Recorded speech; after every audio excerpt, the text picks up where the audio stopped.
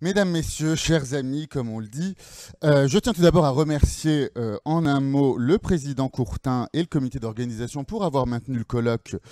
Beaucoup de colloques sont annulés à l'université, donc félicitations, et je remercie tous mes chers confrères du comité scientifique. Alors, mes recherches portent sur les symboles de pouvoir et sur les médailles.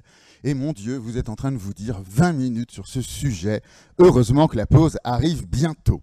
Alors, il y a beaucoup à dire sur les médailles avec le comte de Chambord. Quand on parle de médailles, en fait, c'est une science auxiliaire de l'histoire qui aide l'historien. Il y a deux sujets différents. D'une part, ce qu'on appelle la numismatique, qui traite des pièces et des médailles dites de table, c'est-à-dire qu'elles ne se portent pas. Vous voyez, voilà, ce sont des gros flancs de bronze, d'argent ou d'or que l'on pose. Et puis la phaléristique, cette fois-ci, qui est l'étude des ordres, décorations et médailles, médailles au sens militaire du terme, c'est-à-dire qui se portent avec un ruban. Eh bien, pour étudier, on va voir que finalement, le comte de Chambord est loin d'être neutre là-dedans, et je vais commencer paradoxalement par ma deuxième partie sur la phaléristique. Alors, d'un point de vue phaléristique, qu'est-ce que l'on peut apprendre sur le comte de Chambord? Eh bien, je vais être honnête, rien. Le comte de Chambord ne figure pas sur des médailles qui se portent à un ruban. Pourquoi? Parce que l'on va privilégier la grande figure d'Henri IV sur la Légion d'honneur. On va privilégier Louis XVIII. Je vous ai mis ici un exemplaire. Attendez, comment ça? Voilà. Un exemplaire de ce que l'on appelle la croix de la fidélité ou de l'ordre du lys. C'est ce qui va être donné à partir de 1814 aux fidèles des Bourbons qui vont œuvrer à la Restauration.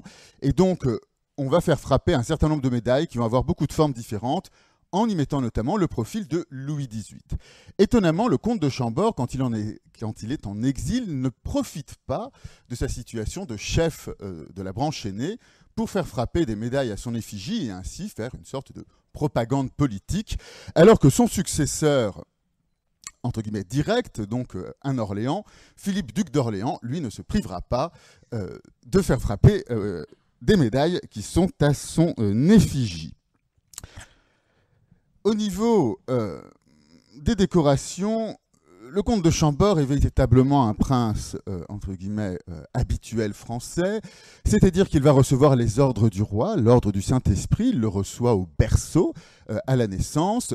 Il sera également fait chevalier de l'ordre de la Toison d'Or par ses cousins espagnols. Il sera également chevalier de l'ordre du Saint-Sépulcre de Jérusalem suite à son voyage en Terre Sainte. Et donc, voilà, vous voyez une représentation de lui enfant, représentation qui date donc du temps de la monarchie de la première restauration, et on le voit bien, où il porte la plaque du Saint-Esprit et le grand cordon bleu, symbole de la monarchie. De manière fort curieuse, ces symboles, il ne s'en saisit pas plus tard en exil. À partir du moment où il est en exil, il n'y a plus aucun portrait, aucune photographie de lui qui le représente portant les insignes de l'ordre du Saint-Esprit, pourtant emblématiques de la royauté. Vous avez ici la très fameuse berline qui avait été constituée en vue du sacre éventuel d'Henri V, qui donc conservé au château de Chambord, et on constate pourtant que sur les armes de la berline figurent bien les symboles habituels de la monarchie, dont le collier de l'ordre du Saint-Esprit, le collier de Saint-Michel, mais c'est une revendication purement héraldique. Lui ne le portera jamais et il ne donnera jamais l'ordre du Saint-Esprit à des fidèles, alors que Louis XVIII va donner l'ordre du Saint-Esprit quand il sera en exil en Angleterre, et que son successeur, le duc d'Orléans, bien que Orléans, va donner l'ordre du Saint-Esprit à un certain nombre de personnes pour montrer qu'il règne, bien qu'il ne soit pas sur le trône. Alors finalement, sa légitimité, ce n'est pas d'un point de vue phaléristique, c'est-à-dire d'un point de vue médaille qui se porte, qu'il faut aller le chercher. La légitimité, elle va se faire d'un point de vue de la numismatique, c'est-à-dire des pièces et des médailles de table. Alors il y a une incroyable diversité et richesse. Quand j'ai commencé à faire cette étude, je me suis dit, je vais toutes vous les montrer. Et puis à un moment, je me suis fait, c'est pas possible, on va y passer 3 heures. Il y en a une quantité absolument, pardonnez-moi l'expression, dingue. De tout, des médailles commémoratives pour commémorer des événements, différents moments de sa vie, des jetons. Alors la différence entre une médaille et un jeton, c'est que la médaille est assez grande, entre guillemets, on est d'un diamètre à peu près comme ça, et le jeton, je vous ai en amené un, c'est beaucoup plus petit, c'est un diamètre d'une pièce de 50 centimes, et donc on commémore quelque chose, surtout le jeton. Ça se transmet facilement d'une poche à une poche. C'est extrêmement pratique. Et puis vous allez avoir des pièces de monnaie. J'ai marqué propagande parce que ces pièces de monnaie vont avoir une circulation plus que limitée. Alors, d'un point de vue scientifique, il faut tout de même apporter un bémol et ne pas être trop laudatif. Dans l'ensemble de ces médailles et monnaies utilisées, ce sont des matériaux communs, c'est-à-dire que c'est du bronze. Ceci traduit un manque de moyens. C'est-à-dire que les rois, habituellement, faisaient frapper en bronze, bien sûr, mais également en argent et en or. Aucune monnaie, sauf une, aucune médaille au profil du comte de Chambord ne va être frappée en or, quasiment aucune, seules des pièces de monnaie vont être en argent. C'est tout simplement parce que c'est essentiellement les royalistes qui payent ça, la duchesse de Berry. Ils ont des moyens très limités et de ce fait, il faut constater que c'est une propagande à minima. L'autre chose, c'est qu'on va recourir beaucoup aux médailles de faible diamètre, c'est-à-dire de petit diamètre. Alors évidemment, le point positif, c'est que ça se transmet facilement. Mais ce qu'il faut y voir aussi, c'est que c'est un manque de moyens dans les prétentions, si je puis dire, royalistes qu'exercent les fidèles du comte de Chambord. C'est que pour faire frapper des grandes médailles, il faut avoir accès notamment aux presses de la Monnaie de Paris. Et évidemment, la Monnaie de Paris travaille pour Louis-Philippe ou pour Napoléon III, mais pas pour les concurrents. Alors la gravure, je tiens tout de même à le dire, la gravure, c'est un art français par excellence. C'est la quintessence de l'art français, l'un des plus grands graveurs de tous les temps. Je vous l'ai représenté ici, il est à gauche sur ce tableau, conservé à la Monnaie de Paris. Il s'appelle Jean Varin. Il va porter la gravure à ses sommets, il va être le protégé de Louis XIII, et à partir de Louis XIII, tous les rois de France et tous les empereurs, Napoléon Ier et III compris, vont utiliser la médaille à des fins politiques. Donc c'est véritablement un emblème, un outil de pouvoir éminemment puissant en France. Et on va faire frapper beaucoup de médailles, un peu pour tout. Pensez bien qu'au XIXe siècle, nous n'avons pas Internet, et donc c'est un petit peu la publication Facebook de l'époque. Voilà, on veut faire une propagation, on frappe une médaille, et on utilise notamment ces presses à balancier qui permettent de frapper des médailles assez grandes. Cette influence des médailles est telle que tous les princes, peu importe la famille à laquelle ils appartiennent, vont visiter la Monnaie de Paris.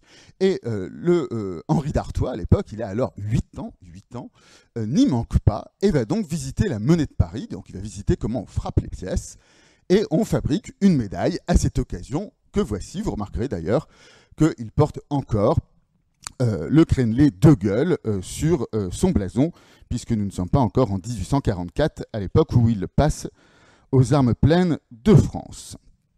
Alors pour vraiment vous convaincre de l'utilité de la gravure, pensez bien, voici une gravure, c'est une pièce de 5 francs. Une pièce de 5 francs, ça fait 3,5 cm de diamètre. 3,5 cm, c'est plus petit que la phalange de votre pouce. Et on réussit à faire rentrer tout un texte, un portrait, une toison d'or, un Saint-Esprit, une couronne. Autant vous dire qu'on pousse l'art de la gravure très loin. Tout ça sur une épaisseur proche du quart de millimètre. Alors je vous propose une petite balade au travers des médailles pour mieux appréhender finalement la personnalité du comte de Chambord.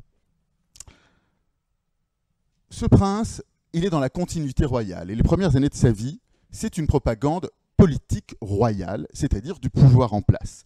On fait frapper évidemment une médaille pour sa naissance, c'est l'enfant du miracle, du célèbre mot de Lamartine. Voici la médaille officielle frappée par le gouvernement de Louis XVIII, et on a une représentation très académique avec la France, évidemment la monarchie française qui porte l'enfant, le berceau à ses pieds, les armes de France, et évidemment derrière le buste du duc de Berry pour rappeler que son ascendance est absolument naturelle et légitime.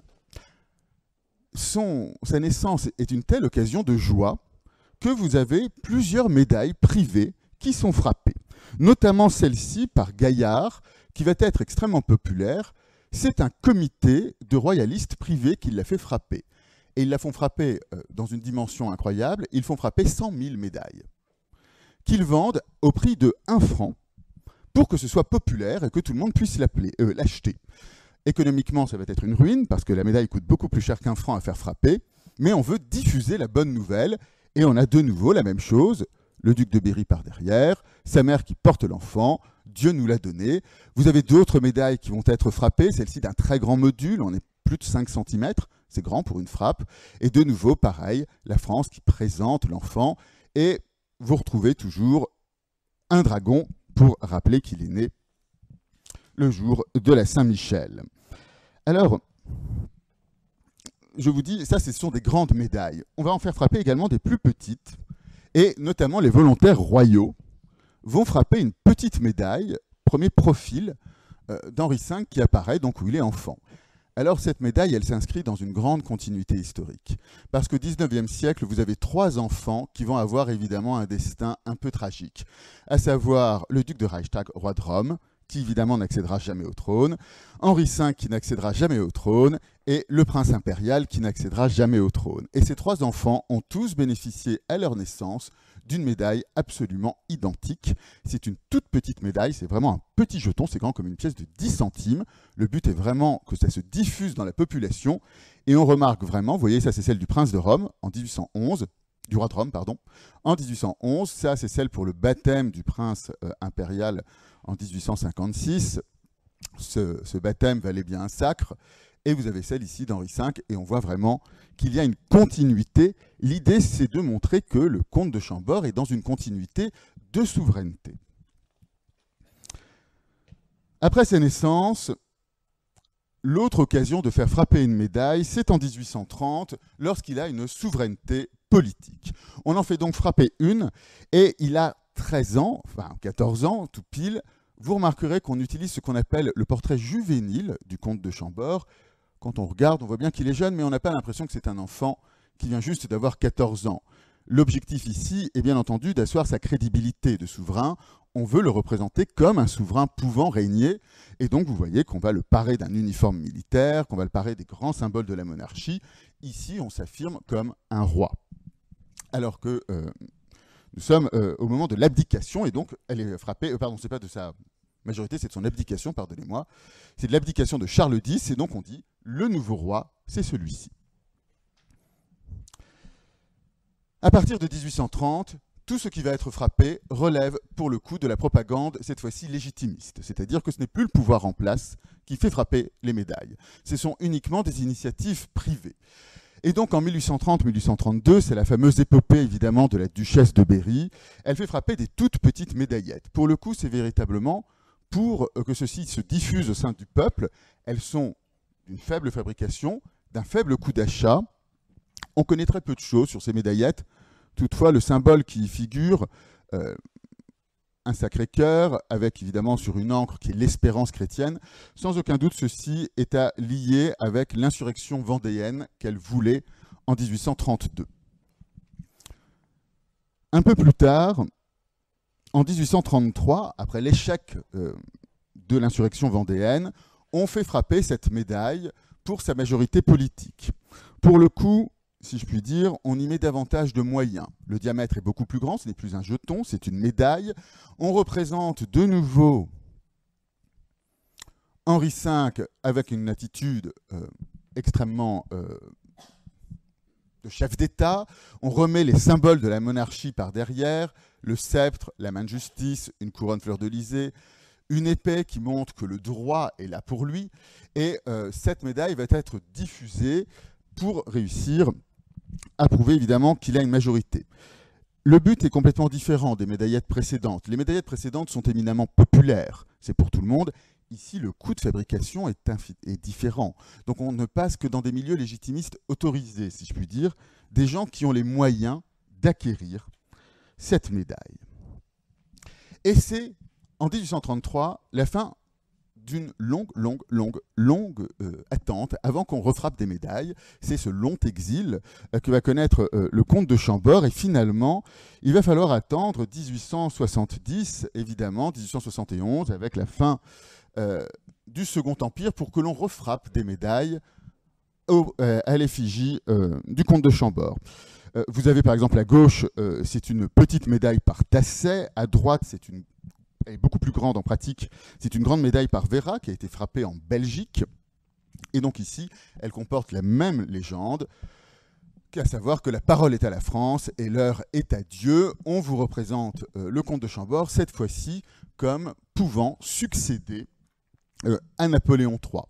Et vous remarquerez que ces médailles n'ont pas tout à fait la même représentation. Celle-ci est une représentation de face, très inhabituelle, et qui fait extrêmement moderne avec juste les 3 fleurs de lys au centre, alors que celle de droite joue véritablement sur les canons habituels d'une médaille, à savoir, il est représenté de profil, et vous avez les grandes armes de France, celles qu'il a adoptées en 1844. À côté de ces médailles, il va y avoir une autre fabrication, ce qu'on appelle la croix dite des partisans. Alors ici, c'est une frappe qui est faite également de manière privée. Il va y avoir une grande diversité de motifs, toujours cette phrase qui est la même et qui revient, la parole est à la France et l'heure est à Dieu. C'est une frappe destinée à être portée, notamment par les dames, autour du cou ou en épingle, ici, de manière à afficher son sentiment légitimiste. On les trouve en bordure noire ou en bordure blanche. Alors, il n'y a aucune connotation de deuil, ni dans l'une ni dans l'autre.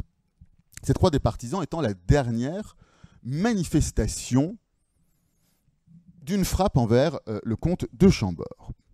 À côté de ces médailles, on a évidemment une étape supplémentaire énorme qui est frappée, c'est lorsque l'on va faire frapper des pièces de monnaie. Et ça, c'est pour vous montrer véritablement la filiation, la fameuse pièce de 5 francs, qui est un petit peu l'euro avant l'heure, hein, elle accourt dans toute l'Europe, par des poids équivalents dans d'autres pays. Voici celle de Charles X, celle d'Henri V, celle de Louis-Philippe. On reprend exactement les mêmes dispositions, Louis-Philippe faisant sauter le blason aux fleurs de lys, bien sûr, et on reprend les mêmes portraits. Le but, c'est une fabrication clandestine, clairement, cette pièce qui est ici. Elle est en argent, donc comme une vraie pièce. Ça a été lancé après la révolte de 1830. C'est la duchesse de Berry et ses soutiens qui font frapper ces pièces à leurs frais. Ils font frapper toute la série, 5 francs, 2 francs, 1 franc, 50 centimes. Et le but, évidemment, c'est que ça se diffuse. Alors malheureusement, ça va se diffuser assez peu parce que vous êtes, comme tout le monde, quand vous avez une pièce d'euro nouvelle que vous ne voyez pas, vous la gardez chez vous. Et donc tout le monde va la trouver, c'est formidable, ils vont les conserver religieusement. Alors ça a l'avantage qu'elles ne sont pas usées, et ça a l'inconvénient que ça n'a pas circulé. Donc ce sont des pièces qui ont très peu circulé. C'était évidemment audacieux, pensez bien qu'on fait circuler une pièce qui n'a pas valeur légale. Hein. C'est-à-dire que vous êtes en train de faire circuler, d'un point de vue de l'État, une fausse pièce. On refait frapper des pièces en 1858, de nouveau au profil, et puis... après, c'est surtout en 1830, 1831, 32, 33, on fait frapper beaucoup de pièces à ce moment-là. Et puis on va refaire frapper des pièces après la chute du Second Empire. Et là, pour le coup, c'est un vrai combat politique, parce que Henri V n'est pas le seul à faire frapper une pièce. De 5 francs, vous avez également Napoléon IV. Chacun y va de sa petite presse à balancier. Donc Henri V le fait frapper, enfin, ses partisans le font en 1871, Napoléon IV en 1874. Et vous comprenez que c'est un peu une monnaie séditieuse. On essaye de dire pour quel souverain on souhaiterait que la monarchie soit rétablie, soit pour un bonapartiste, soit pour un Bourbon. L'un dans l'autre. Ces pièces également vont être peu utilisées, d'abord parce que la frappe coûte cher, elles sont en argent massif, et parce que la diffusion va être souvent un peu anéantie par le souhait compréhensible des gens de vouloir la garder. Quand on observe l'ensemble de ces pièces et de ces médailles, depuis la naissance du comte de Chambord jusqu'à son décès, on constate que c'est une utilisation très réfléchie des symboles qui est utilisée. On va avoir un emploi très classique de symboles royaux. Il n'y a pas d'innovation dans les pièces du comte de Chambord. On va avoir une immense utilisation de la fleur de lys sous une forme la plupart du temps naturelle, en forme de couronne. Vous aurez souvent une croix, pour rappeler évidemment que c'est une monarchie de droit divin, avec fides, fidélité, spes, espoir. Et vous voyez que sur les autres médailles, on reprend vraiment des classiques, des canons de la monarchie. Le but est de témoigner d'une légitimité d'Henri V pour le trône, une couronne royale fermée, fleur de lysée, la main de justice, le sceptre. Donc on s'inscrit ici vraiment dans une tradition au niveau des pièces et des médailles. Vous remarquerez d'ailleurs, je le redis, que Henri V porte systématiquement les symboles de sa dignité, à savoir chevalier du Saint-Esprit, qui est le symbole du roi de France, à l'opposition de Louis-Philippe, qui a abandonné le Saint-Esprit pour la Légion d'honneur et dont le grand cordon est rouge. Et donc d'un côté, le rouge va devenir le symbole de Louis-Philippe, c'est la Légion d'honneur, c'est Napoléon, le bleu reste l'apanage des Bourbons. Soit dit en passant, le fait de porter comme ça cette grande écharpe bleue a donné une expression bien connue, être un fameux cordon bleu pour la cuisine, tout simplement. Mais c'est lié à cet ordre du Saint-Esprit, mais pas du tout parce que les rois étaient fins cuisiniers. Ils avaient du personnel. Alors, vous voyez sur cette utilisation de ces symboles, vous voyez qu'il y a vraiment une continuité. À chaque fois, c'est différent. Un coup, la tête à droite, un coup, la tête à gauche. On remarque des petites nuances, des fleurs de lys plus ou moins épanouies, des fleurs de lys sans rien au centre, des fleurs de lys vraiment au naturel comme ici. Ces petits jetons vont beaucoup circuler. Le but, c'est que ça circule dans les bourses, dans les porte-monnaies. Donc, c'est à la taille d'une pièce de monnaie. Et c'est ainsi que l'on fait de la publicité pour le comte de Chambord. On trouve vraiment très, très facilement, encore maintenant, sur le marché de l'art, ces petites pièces. Pour finir, il faut constater, si on reprend les canons très classiques des pièces, on cherche à montrer que le prince est un prince de son époque. Donc, on utilise les symboles classiques sur la fleur de lys, mais on va vous représenter le prince en homme moderne. Ici, il a 22 ans, la pièce date de 1842, et on est en plein dans la tendance romantique, qui évidemment fleurit en France. On est troubadour, on est château, on est Viollet-le-Duc, et on représente le prince comme un jeune homme romantique, avec les cheveux longs, un collier de barbe de 3 jours, comme on dirait maintenant. On veut représenter qu'il est, pardonnez-moi l'expression, dans le coup. Ce n'est pas Charles X qui a ressuscité les fastes de l'Ancien Régime, certains l'ont critiqué. On n'a pas une représentation à la Louis XVI avec un catogan dans le cou. Non, on représente le prince vraiment comme c'est à la mode d'être représenté. Ici, vous avez un petit jeton qui a été frappé pour son mariage, le 16 novembre 1846, avec Marie-Thérèse de Modène. Et de nouveau, cette frappe s'inscrit dans la période de son temps, c'est-à-dire qu'on fait frapper une pièce pour le mariage. Et on la fait frapper comme on le fait, c'est-à-dire avec un portrait double de monsieur et de madame et les blasons. Et quand on regarde les autres pièces qui circulent dans les monarchies européennes, c'est exactement pour les mariages cette manière qu'on utilise au milieu du 19e siècle. Au 18e siècle, on ne faisait pas ainsi, on faisait un peu du symbolique, voilà, 2 anneaux qui s'entrelaçaient ou 2 colombes. Donc vraiment, on montre que le prince est de son temps. Je vous remercie de votre attention pour cette histoire sur les médailles. J'espère que ça vous a intéressé.